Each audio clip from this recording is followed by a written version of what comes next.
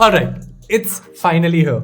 The Realme GT2 Pro. I mean, after the Realme X2 Pro, this is the one device from Realme that I've been truly excited for. Why? Well, because of all the flagship features that it offers, especially inside that price. But the big question is, have there been a lot of compromises here? Or the GT2 Pro actually delivers a flagship experience? Now to answer that question, I decided to compare it with a proper Android flagship in the form of the OnePlus 10 Pro. Now I know there's a massive price difference between both the devices, and that's basically the whole point of this video. So without wasting any time, this is Varun from GTR and let's jump right into it.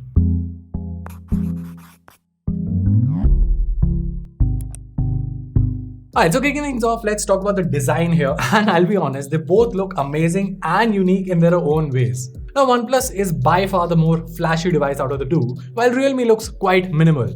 OnePlus's frosted glass feels quite premium, while on the other hand, Realme's textured finish feels less premium in comparison, but adds a lot of grip and makes it far more practical.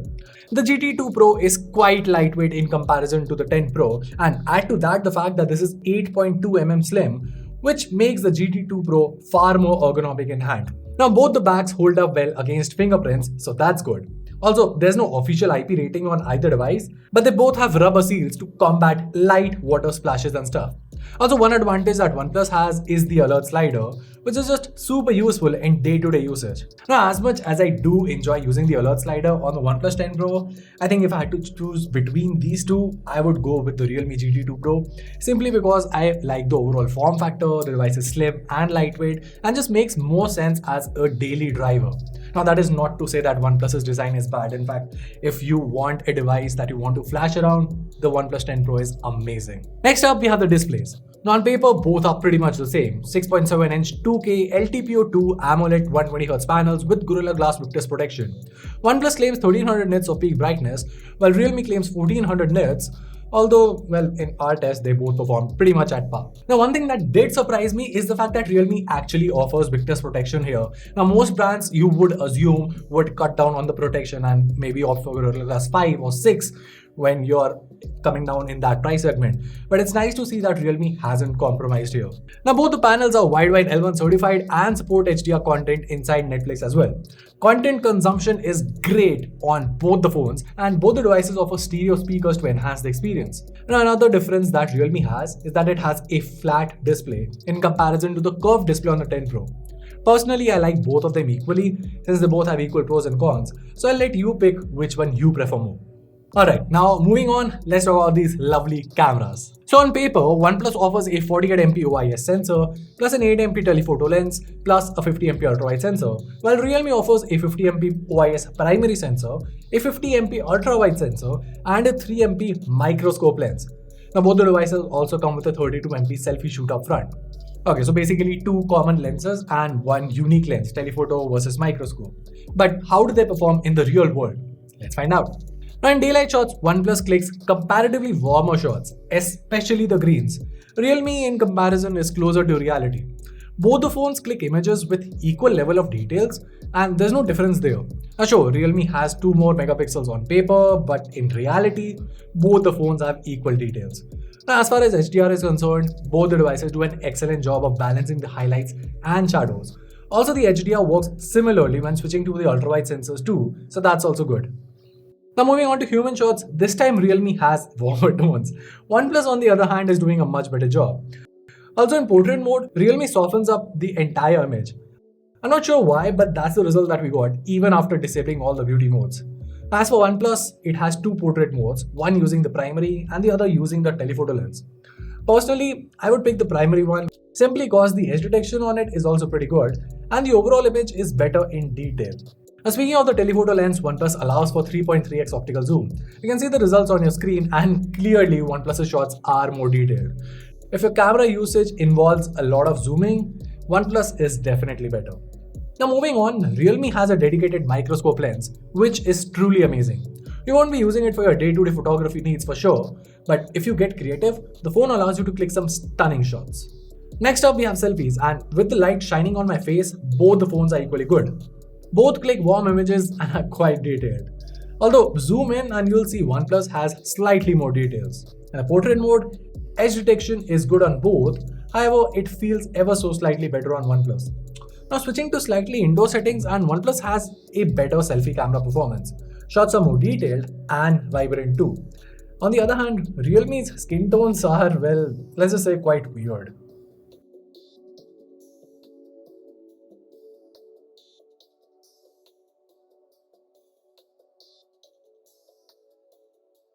Lastly, we have the videos, so let's just take a look. Alright, so we're recording 1080p selfie footage from the OnePlus 10 Pro, which is on my left, and the Realme GT2 Pro, which is on the right side. I have the ultra stable mode turned on both the devices. I'll just stop at this frame to give you an idea of the kind of HDR performance, like the massive difference. Just look at how good the OnePlus 10 Pro is and how far behind the GT2 Pro is. So yeah, that is a massive difference. Other than that, there's not a lot separating them. The details are there on both. Even right now, when it's a tough condition for both the devices, OnePlus is doing significantly better as compared to the GT2 Pro, again in terms of HDR. For everything else, like as far as the mic quality and everything else is concerned, I'll let you guys be the judge because my editor will keep switching frames. So yeah. So we're recording 4K 30fps footage from the OnePlus 10 Pro, which is on my left, and the Realme GT2 Pro, which is on my right side. Now, as you can see, in terms of stabilization, they're both decent. It's the peak afternoon timing right now, so the sun is shining very brightly, but you should get an idea of the overall HDR performance happening here. Let me just get a little bit under the leaves to give you an idea of the same. But yeah, I mean, as far as the performance goes, I think both the shots are performing pretty good. Both the phones are performing pretty good. There goes a little doggo, another doggo. But yeah, I think overall both the phones are capturing videos pretty good. Alright, so we're recording 1080p 60fps footage with the ultra stable modes turned on. Now OnePlus has an actual toggle for it, while Realme, well, does not really have a toggle for it, but the footage is obviously stable thanks to the OIS. And so as you can see right now, basically the stability mode is turned on by default. Now at the time of recording, I can notice OnePlus skipping a lot of frames while I'm panning the camera around, while the footage feels far more smoother on the GT2 Pro. Now, of course, this is at the time of recording. The processed video might look different, so I'll let you guys be the judge on that. But yeah, at the time of recording, the GT2 Pro feels far better because of no frame skipping. On the whole, I would say that OnePlus 10 Pro definitely has the better camera here. Now there are instances where Realme does, well, compete against the OnePlus 10 Pro and matches up to its performance, and not to forget it has a unique microscope lens. But I mean, if I was going out and wanted to pick just one device for my photography and videography needs, the 10 Pro it would be.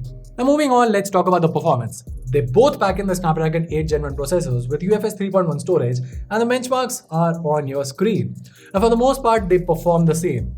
However, one thing that I want to highlight is that Realme has the largest cooling surface inside a phone, and the brand confirmed to me that they were actually going for a cooler experience as compared to giving you the maximum performance. Now in the CPU throttling test, they both perform at par. However, when it comes to gaming, there is a difference in thermals. Realme's frame gets warm after extended gaming sessions, but the back remains easy to hold. On the other hand, OnePlus gets quite warm to the touch next to the camera module. Other than that, both are great for day-to-day usage, and you won't really have complaints on either devices. Now, of course, performance is aided by the software part, but I won't be dwelling on much detail here. You get OxygenOS or RealmeUI, basically both are forks from ColorOS. The good part is that they're both based on Android 12, both are with the latest versions, and more importantly, they're both stable. So yeah, that's good. Now, Realme does have the heart rate sensor feature inside the Realme Labs, which makes use of the fingerprint scanner. I couldn't really care less about it. Moving along, we have the battery department. Now, while they both share the same 5000 mAh battery, OnePlus has the edge in terms of charging. Not only do you get faster wired charging, you also get support for wireless charging. Now, I did say in my comparison video of the OnePlus 10 Pro with the OnePlus 9 Pro that personally I'm quite happy with 65 watts. So anyway, an upgrade to 80 watts is not something that really matters to me. Obviously, having it makes me happier, but I would be happy with 65 watts. Other than that, as far as the battery backup is concerned, both the devices easily last a single day of medium to heavy usage, so that's good. So finally, the pricing. The OnePlus 10 Pro has been launched in India for 67 and 72,000 for its two different variants. As for Realme, we do not know the exact pricing at the time of recording this video. However, the brand has confirmed to me that this phone will launch under Rs 50,000. So I'm going with the worst case scenario and just thinking that even if the starting price is 50,000, that's still an excellent value for money. So which phone makes more sense for you? Now, considering that this thing is launching for 50,000, I would say that Realme is definitely the more recommendable device out there. You get the same display, pretty much the same camera, same performance, same OS, and same battery for less than 17 grand. Now, the design part is subjective, and okay, while I do admit that OnePlus 10 Pro has a better camera setup here overall and also supports faster charging and also supports wireless charging, for most folks, this thing is better. On paper, or even in our testing, like the OnePlus 10 Pro does not have that many advantages over the Realme GT 2 Pro. At least that is what most folks will tell you. But one thing that people are forgetting is the fact that this is at the end of the day a OnePlus device. OnePlus has that brand value where OnePlus is considered in the same level at Samsung by many folks. So if you have 50,000 or more than that and you just want a device not just for flagship features but also to flaunt it, to like have a phone as a status symbol, the OnePlus 10 Pro is definitely your pick. The Realme GT 2 Pro, as amazing of a value for money device as it is, still has the same issue that, well, other brands like Xiaomi also suffer, which is that when you're spending that high, people don't really count this brand to be a premium device. Now, if I was in the market, I would definitely pick the Realme GT 2 Pro. However, that is not going to be the case for everyone out there. So in that context, the OnePlus 10 Pro definitely manages to establish itself as a premium flagship device. This is a flagship device. This is a premium flagship device because of that brand value. And well, that was it. If you found this video helpful, make sure to let us know by giving us a thumbs up and subscribing to our channel for more awesome tech content. Till then, this is Van from GTR, and I'll see you in the next one.